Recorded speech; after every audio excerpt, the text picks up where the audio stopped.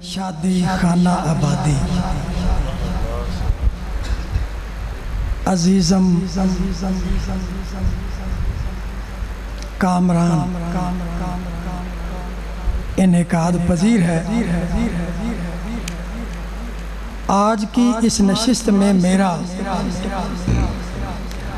Was کرنے کا کوئی موڈ نہیں، صرف چند باتیں کچھ اصلاحی، کیونکہ ہمیں اصلاح کی بڑی ضرورت ہے۔ کاش کہ ہم میں سے ہر بندہ اپنی اصلاح کر لے۔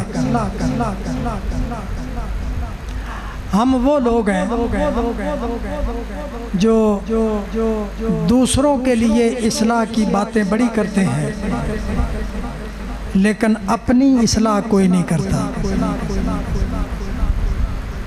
اور سب سے مشکل کام اپنی اصلاح کرنا ہے۔ اللہ ہمیں توفیق دے کہ ہم اپنی اپنی جگہ پر اپنی اصلاح کر لیں۔ یہ محافل آئے دن ہوتی رہتی ہیں، ہم آئے دن واز کرتے رہتے ہیں، شہر میں بھی، شہر سے باہر میں بھی، ہم پورے ملک میں جاتے ہیں اور واز کرتے رہتے ہیں۔ بہت کچھ ہم سنتے بھی ہیں، سناتے بھی ہیں، معاملات چلتے رہتے ہیں، لیکن مجھے آج بڑی خوشی یہ ہے کہ دوسری مرتبہ یہ اتفاق ہوا ہے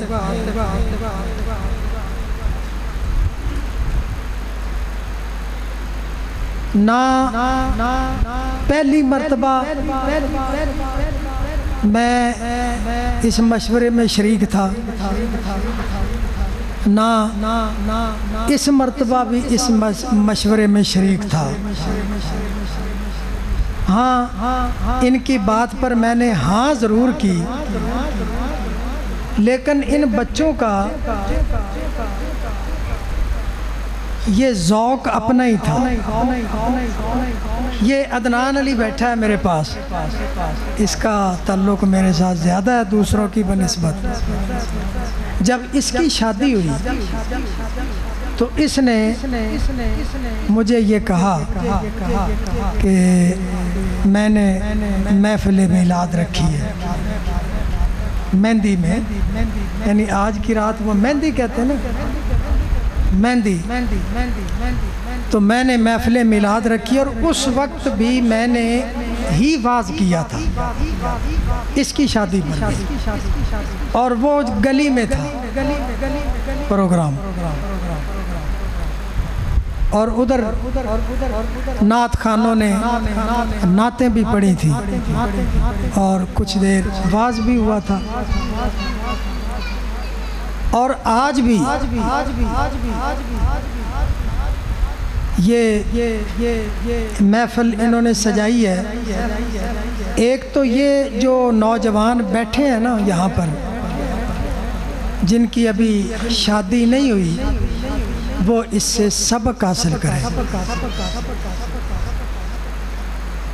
وہ سبق حاصل کریں کہ جب ان کا موقع ہے نا، جب ان کی باری آئے شادی کی، تو وہ بھی اسی طرح محفل میلاد النبی صلی اللہ علیہ وسلم کو سجائیں۔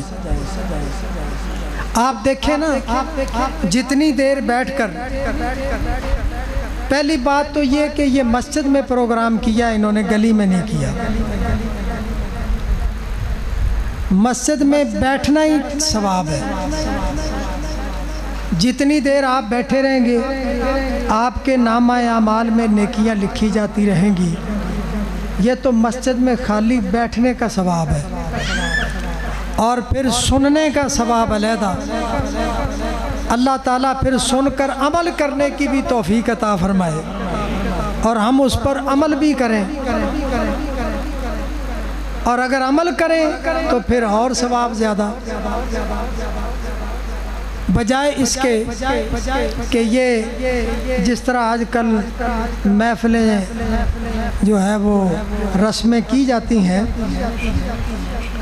اور جناب وہ پیلے پیلے دوپٹے رومال لڑکے جو ہیں وہ بنوا لیتے ہیں، ہاں، اور ہر ایک نے اپنے اپنے گلے میں ڈالا ہوتا ہے، اور ناچ گانا اور عجیب طوفان بدتمیزی، مرد عورتیں لڑکے لڑکیاں سب اکٹھے ہوتے ہیں۔ اچھا مجھے ایک بات بتائیں، آپ سارے بڑے سمجھدار بیٹھے ہیں، اگر کسی کی بچی کی کوئی تصویر لے لے تو اس کو بڑی تکلیف ہوتی ہے، لڑنے مرنے پر تیار ہو جاتا ہے کہ اس نے فلاں نے میری بچی کی تصویر لے لی، اس وقت اس کی غیرت عروج پر ہوتی ہے۔ اور جب یہ رسم مہندی ہوتی ہے یا شادی کی جو رسومات ہوتی ہیں، اس میں جو کیمرہ مین تصویریں بنا رہا ہوتا ہے آپ کے سارے خاندان کی عورتوں کی،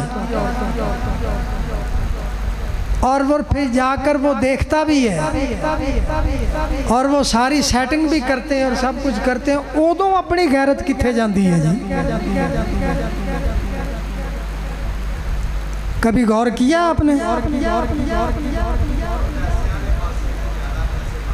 خاموش۔ اس وقت کیا ہوتا ہے؟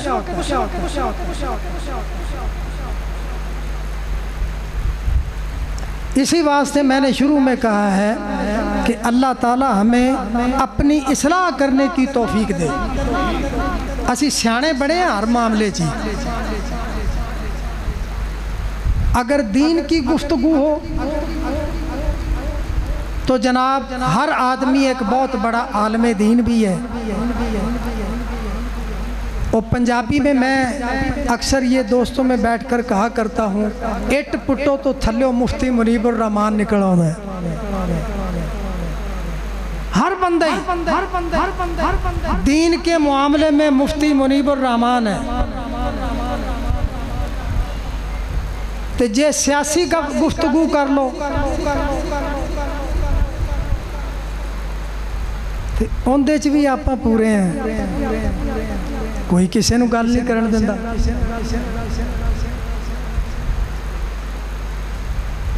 غور کریں ہم کس طرف جا رہے ہیں، ہمیں اپنی اصلاح کی ضرورت ہے۔ عقل کل بننے کی کوشش نہ کریں، اللہ تعالیٰ نے عقل کل کسی کو نہیں بنایا، عقل کل صرف ایک ہی ذات اللہ نے بنائی ہے، وہ ہے محمد صلی اللہ علیہ وآلہ وسلم۔ سمجھ آئی نا؟ حضور کے علاوہ کوئی عقل کل نہیں ہے، اور حضور کے عقل کل ہونے کی ایک بات سناؤں آپ کو میں۔ حدیث پاک میں آتا ہے ایک آدمی نا حضور کی بارگاہ میں آیا، عرض کی یا رسول اللہ صلی اللہ علیہ وسلم، میں مسلمان ہونا چاہتا ہوں لیکن میری ایک شرط ہے، دیکھنا حضور کی عقل کیا ہے۔ اس نے کہا جی میں مسلمان ہونا چاہتا ہوں لیکن میری ایک شرط ہے۔ فرمایا کیا؟ اس نے کہا جی میں سارے ہی گناہ کرنا ہے، میں شراب بھی پیتا ہوں، میں جھوٹ بھی بولتا ہوں، میں زنا بھی کرتا ہوں، سارے عیب جو اس کے اندر تھے اس نے سارے، اور بڑی کھلی گال کی تھی انہیں حضور دے نال، کھلی گفتگو کی اس نے، اور کہنے لگا کہ میں کلمہ پڑھتا ہوں، آپ ایک گناہ مجھ سے چھڑوا لیں، باقی میں نہیں چھڑنے۔ سرکار نے ارشاد فرمایا تو اپنی گل تے پکا ہے نا؟ انہوں نے کہا جی بالکل پکا، ایک چھڑوا لیں باقی میں نہیں چھوڑوں گا۔ فرمایا ٹھیک ہے تو جھوٹ بولنا چھوڑ دے۔ اس نے کہا جی پکی گل ہو گئی۔ فرمایا باقی سارے گناہ کر، جھوٹ چھوڑ دے۔ اس نے کہا جی ٹھیک ہو گیا۔ حضور کے پاس سے اٹھ کر آ گیا۔ رات کے وقت اس نے کھانا کھایا، کھانا کھانے کے بعد دل کیا چلو ایک پیالہ شراب کا ہی ہو جائے۔ جب شراب پینے کا ارادہ کیا تو ساتھ ہی یہ خیال بھی آ گیا کہ میں نے حضور سے وعدہ کیا ہے کہ جھوٹ نہیں بولنا، اگر تو میں نے صبح جا کر جھوٹ بولا تو یہ وعدہ خلافی ہے، اور اگر سچی بات کہہ دی تو شراب کی حد لگ جائے گی، 80 کوڑے لگیں گے، چمڑی ادھڑ جائے گی۔ چھڑو پرے، پیندے ہی نہیں۔ تھوڑی دیر کے بعد پھر خیال آ گیا، چوری دی عادت سی رات نو، انہوں نے کہا چلو تھوڑی جی کہ تو ہاتھ شاتھ مار آئی ہے، چوری کر لئیے، کوئی خرچہ بن جائے گا۔ ساتھ ہی یہ بھی خیال آ گیا کہ اگر میں نے حضور کے پاس جا کر صبح جھوٹ بولا تو یہ وعدہ خلافی ہے، سرکار پوچھیں گے تو صحیح، اور اگر سچی بات کر دی کہ میں نے رات کو چوری کی ہے تو پھر چوری کی حد لگے گی، ہاتھ کٹے گا۔ چھڑو چوری بھی نہیں کر دے۔ اسی طرح مختلف گناہوں کا ارادہ کرتا رہا اور ساتھ ہی خیالات بھی آتے رہے۔ صبح کو نا حضور کی بارگاہ میں حاضر ہوا، عرض کی یا رسول اللہ صلی اللہ علیہ وسلم میں آپ کی عقل پر قربان جاؤں، آپ نے مجھ سے ایک گناہ کیا چھڑوایا، سارے ہی چھوٹ گئے۔ یہ جو لگے ہوئے ہیں نا سارے زور لگانے کے لیے، جی معاشرے کی اصلاح نہیں ہو رہی، معاشرے کی اصلاح ہونی چاہیے، اے جھوٹ بولنا چھڑ دیں معاشرے کی اصلاح ہو جائے گی۔ سارے جھوٹ بولنا چھوڑ دو، معاشرے کی اصلاح ہو جائے گی۔ حضور شیخ عبد القادر جیلانی آپ نے 40 ڈاکوؤں کے سامنے سچ بولا تھا یا جھوٹ؟ سچ بولا تھا، اور وہ ڈاکہ چھوڑ کر توبہ کر گئے تھے۔ آپ بتائیں یہ اصلاح ہوئی یا نہیں؟ ٹھیک ہے نا؟ ہم میں سے ہر ایک جھوٹ بولنا چھوڑ دے۔ کیوں؟ یہ صوفی زبیر صاحب ہے نا، میں ان کے ساتھ شفقت کرتا ہوں، ان کے باپ میرے ساتھ شفقت کرتے تھے۔ صوفی بشیر احمد صاحب رحمۃ اللہ علیہ، اللہ تعالیٰ ان کے درجوں کو بلند کرے۔ انہیں دیکھ کر وہ مجھے یاد آ جاتے ہیں۔ بڑے نفیس آدمی تھے، بڑے نفیس بزرگ تھے، اللہ تعالیٰ ان کے درجات کو بلند کرے۔ تو وہ اصلاحی گلاں بھی بڑیاں کردے ہوندے سی، میں ان کے درسوں میں بیٹھتا رہا ہوں۔ تو اگر آپ چاہتے ہیں نا کہ معاشرے کی اصلاح ہو جائے تو جھوٹ بولنا چھوڑ دیں۔ یہ جھوٹ آپ چھوڑ نہیں رہے، اصلاح معاشرے کی کیسی ہوگی؟ اوپر سے لے کر نیچے تک، یعنی صدر پاکستان سے لے کر وزیر اعظم اور تھلے ہوندے وزیر مشیر، مجھے آپ بتائیں کون ہے جو سچ بولتا ہے؟ سیاست میرا موضوع نہیں ہے، سارے جھوٹ بولتے ہیں۔ اور شاہ محمود قریشی قیامت دی نشانی، وہ دیکھیں آپ کہ وہ گدی نشین بہاؤالدین ذکریہ ملتانی رحمۃ اللہ علیہ کا سارا دن جو قیامت دی نشانی نہیں،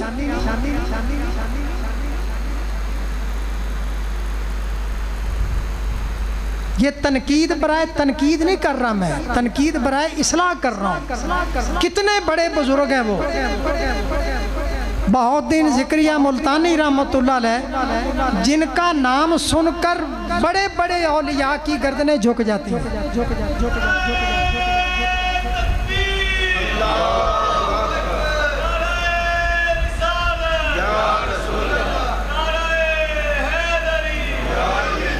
اب اس جیسا شخص اتنے بڑے بزرگوں کا گدی نشین بن کر بیٹھ جائے تو پھر قیامت دی نشانی ہے اور کی ہے؟ کیا وہ سارا دن پریس کانفرنس کر کے جھوٹ نہیں بولتا؟ اگر یہ جھوٹ نہ بولے تو ان کی پریس کانفرنس ہی نہیں ہوتی۔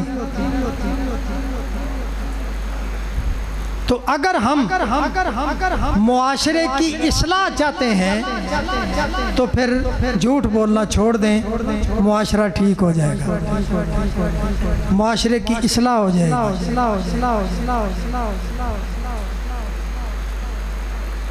ہر آدمی اپنا محاسبہ کرے، صبح سے لے کر شام تک ہم نے کیا کیا؟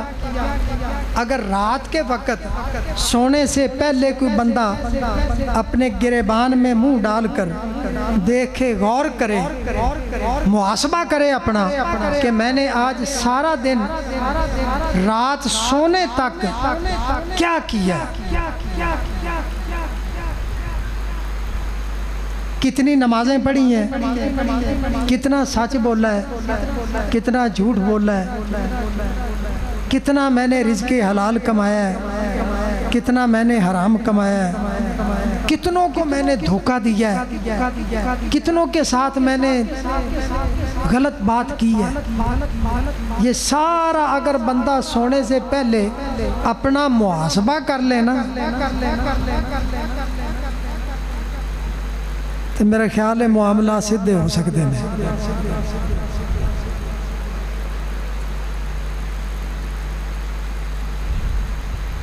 وہ معزز تھے زمانے میں مسلمان ہو کر، مسلمان وہ بھی تھے، مسلمان ہم بھی ہیں، لیکن وہ جو پہلے مسلمان تھے نا ہمارے گزرے، وہ کامل مسلمان تھے، ہم ناقص ہیں۔ وہ معزز تھے زمانے میں مسلمان ہو کر، ہم خار ہوئے ہیں تار کے قرآن ہو کر۔ میں کسی کو نشانہ نہیں بناتا، ہم میں سے کتنے بندے ہیں، کسی سے پوچھتا نہیں میں، جو روزانہ قرآن مجید کی تلاوت کرتے ہیں۔ میں اگر پوچھنا شروع کر دوں نا تو شاید ایک دو ہی نکلیں، اتنے آدمی ہیں۔ قرآن مجید ہر گھر میں موجود ہے،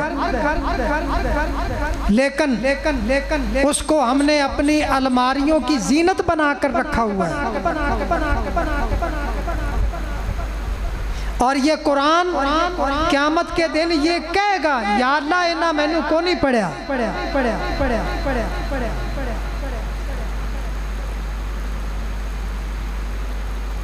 تو جب قرآن گواہی دے گا کہ انہوں نے مجھے تلاوت کیے ہی نہیں، پڑھے ہی نہیں، تو پھر کیا بنے گا اس وقت؟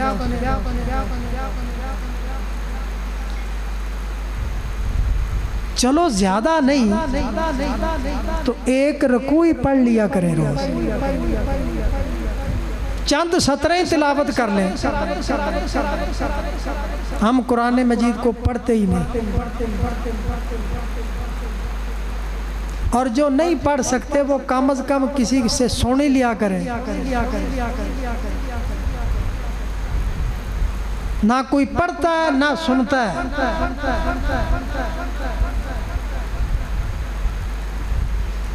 قاری صاحب قرآن مجید کی تلاوت کر رہے ہیں، ہماری توجہ ہی کسی اور طرف ہے.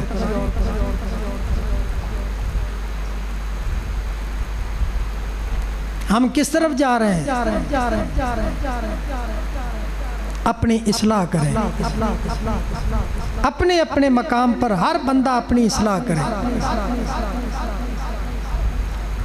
تو معاملہ یہ معاشی تنگی، بندے بڑا رونا روتے رہتے ہیں. ساڈے کول میرے کول ذاتی طور تے بڑے بندے جی تنگی بڑی ہے جی. اللہ تعالیٰ پتہ کیا فرماتا ہے قرآن میں؟ اللہ فرماتا ہے وَمَنْ أَعْرَضَ عَنْ ذِكْرِي فَإِنَّ لَهُ مَعِيشَةً ضَنْكًا وَنَحْشُرُهُ يَوْمَ الْقِيَامَةِ أَعْمَى. وَمَنْ أَعْرَضَ عَنْ ذِكْرِي، اللہ فرماتا ہے جو میرے ذکر سے منہ پھیر لیتا ہے، جو میرے ذکر سے منہ پھیر لیتا ہے، اعراض کرتا ہے، اللہ فرماتا ہے فَإِنَّ لَهُ مَعِيشَةً ضَنْكًا، میں اس کی معیشت کو تنگ کر دیتا ہوں.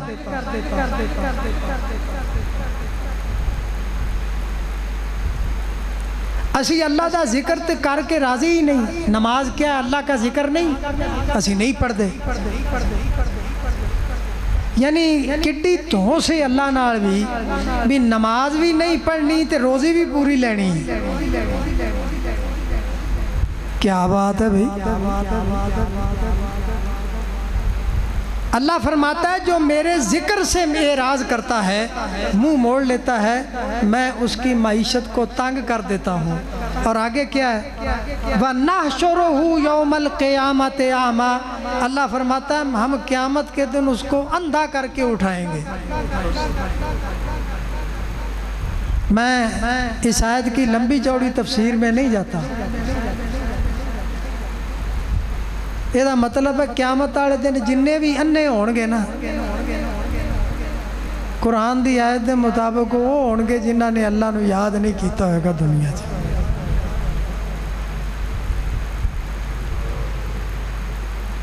اللہ تعالی ہمیں حق سمجھنے کی توفیق عطا فرمائے، سچ بولنے کی توفیق عطا فرمائے، حق سننے کی توفیق عطا فرمائے، اور پھر اس پر مجھے اور آپ سب کو عمل کرنے کی توفیق عطا فرمائے.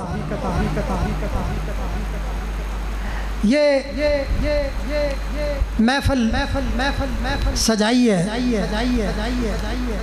یہ خوشی کی محفل ہے. اور اسلام جو ہے نا ہمارا دین، یہ اعتدال کا حکم دیتا ہے ہمیں ہر معاملے میں. نماز، روزہ، حج، زکوٰۃ، یہ ساری عبادات ہے نا. لیکن نماز پر اتنی سختی کے باوجود ایسے مقام بھی ہیں کہ حکماً منع کر دیا جاتا ہے نماز سے.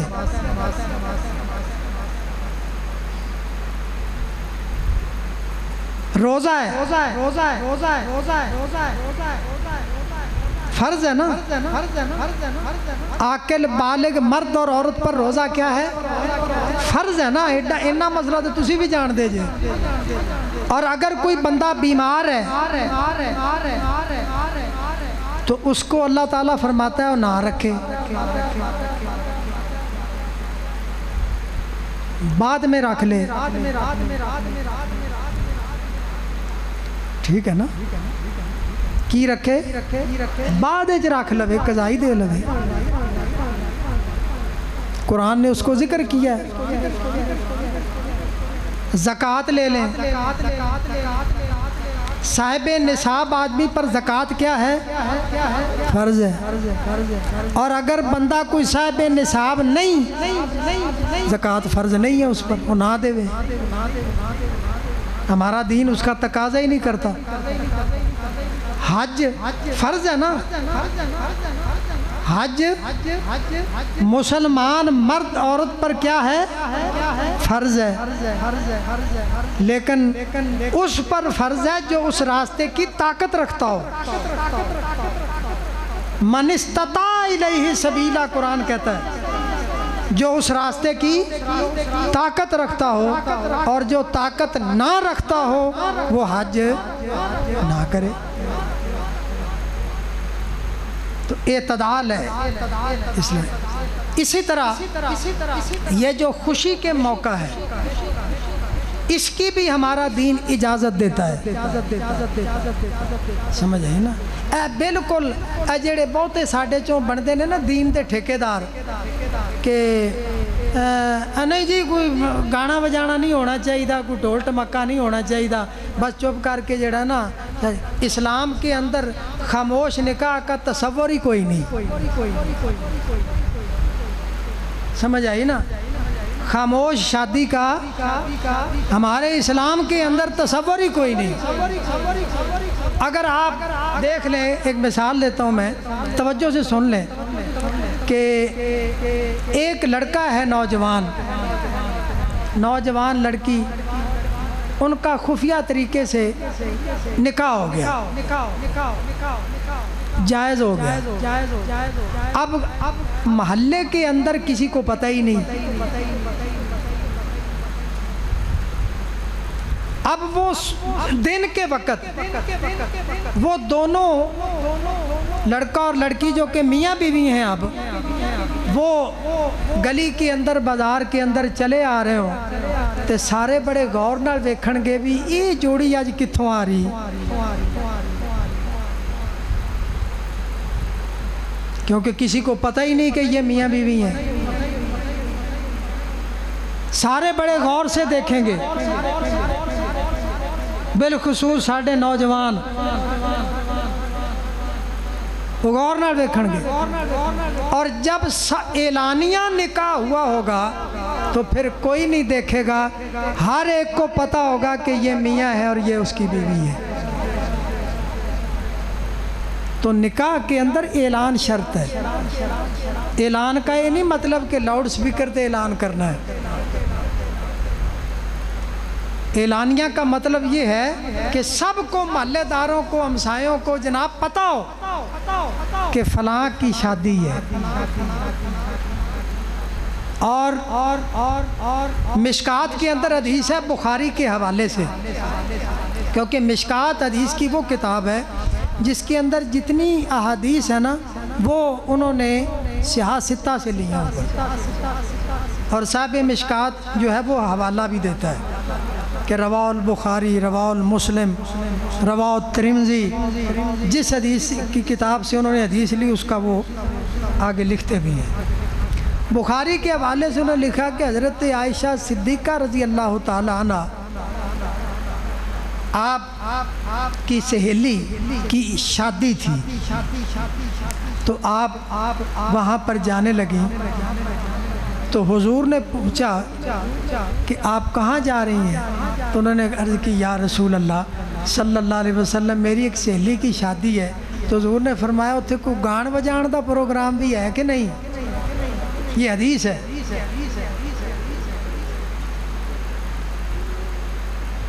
یعنی گانے بجانے کا معاملہ بھی ہونا چاہیے۔ اس وقت دف کا رواج تھا، دف بجاتے ہیں، اور دف جو ہوتی ہے نا یہ ایک طرف سے بجتی ہے۔ اب دف کا رواج جو ہے وہ کم پڑ گیا ہے، اب اس کی جگہ پر ذرا ڈھول بجا لیتے ہیں۔ تو یار کوئی حرج نہیں، ڈھول ماڑا موٹا بجا لینا چاہیے تاکہ پتہ لگے کہ شادی یہ تھے۔ لیکن دین کے اندر رہتے ہوئے حد سے تجاوز نہیں کرنا۔ اللہ قرآن مجید میں فرماتا ہے کہ کلو وشربو ولا تسرفو، کھاؤ پیو لیکن حد سے نہ بڑھو۔ واللہ انہ لا یحب المسرفین، کہ بے شک اللہ تعالیٰ حد سے بڑھنے والوں کو پسند نہیں کرتا۔ ایک دائرے کے اندر رہ کر آپ خوشی کا اظہار کریں، سمجھ آئیں؟ اور ایک اور حدیث میں ہے کہ حضور نبی کریم صلی اللہ علیہ وسلم آپ حضرت عائشہ صدیقہ رضی اللہ تعالیٰ عنہ آپ کی ایک سہیلی کی شادی پر تشریف لے گئے، تو بچیاں جو تھیں نا وہ بیٹھ کر گانا گا رہی تھیں اور ساتھ دف بھی بجا رہی تھیں اور اشعار پڑھ رہی تھیں، چونکہ ان کی زبان عربی تھی تو وہ عربی کے اندر اشعار پڑھ رہی تھیں۔ تو جب حضور تشریف لے گئے، واہ جی واہ، تو ان میں سے ایک بچی نے یہ شعر پڑھا کہ ہم میں ایک ایسے نبی بھی ہیں جو کل کی خبریں بھی جانتے ہیں۔ اس شعر کا ترجمہ مفہوم یہ تھا، تو جب اس نے یہ کہا نا کہ ہم میں ایک ایسے نبی بھی ہیں جو کل کی خبریں بھی جانتے ہیں، تو اس وقت حضور نے فرمایا نہیں یہ رہنے دو، وہ پہلی جو تسی گا رہی سی نا وہ گاؤ، یعنی میری تعریف رہن دو، جو پہلے تم گا رہی تھی نا وہ گاؤ۔ اور وہ گاتی رہی اور حضور سنتے رہے۔ یہ خوشی کا ہے۔ اسلام نے اعتدال پسند دین ہے، اعتدال کے اندر رہ کر، سمجھ آئی نا، وہ خوشی کا اظہار کرنا چاہیے۔ چنانچہ ایک اور حدیث کے اندر بھی ہے، اور یہ میں جو کچھ بیان کر رہا ہوں نا یہ سارا کچھ میں تمہیں بخا بھی سکنا۔ ایک اور حدیث میں ہے کہ انصار قبیلے کے ہاں شادی تھی، تو وہاں پر جو ہے وہ کھیل کود ہو رہی تھی، تو حضرت سیدنا عمر فاروق رضی اللہ تعالیٰ عنہ آپ نے ان کو روکنا چاہا، تو سرکار نے حضرت عمر فاروق کو منع فرما دیا، فرمایا نہیں نہیں، ہر قوم کی کوئی خوشی کا دن ہوتا ہے، یہ انصار کھیل کود کے عادی ہیں، ان کو کرنے دو جو کر رہے ہیں۔ سمجھے نا؟ تو اے جڑے ساڈے چوں ایویں دین دے ٹھیکیدار بن جاندے نا، وہ خیال کریا کرو۔ اللہ تعالیٰ ہمیں حق بات کہنے کی اور جو ہے حق کو سمجھنے کی توفیق عطا فرمائے، اور پھر اس پر عمل کرنے کی توفیق عطا فرمائے، لیکن اعتدال کے اندر۔ ایسی حرکتیں نہ ہوں جو دین کے ساتھ متصادم ہوں، ٹکرا رہی ہوں، یہ غلط ہے۔ ہمارا دین جو ہے یہ سب سے آسان دین ہے۔ اللہ فرماتا ہے یرید اللہ بکم الیسر ولا یرید بکم العسر، اللہ تعالیٰ تمہارے ساتھ آسانی کا ارادہ رکھتا ہے، تنگی کا ارادہ نہیں رکھتا۔ وہ یہ چاہتا ہے کہ میرے بندے جو ہیں وہ آسانی کے اندر رہیں، تنگی کے اندر مبتلا نہ ہو۔ تو انہوں نے یہ اہتمام کیا، وقت ٹائم بھی کافی ہو گیا۔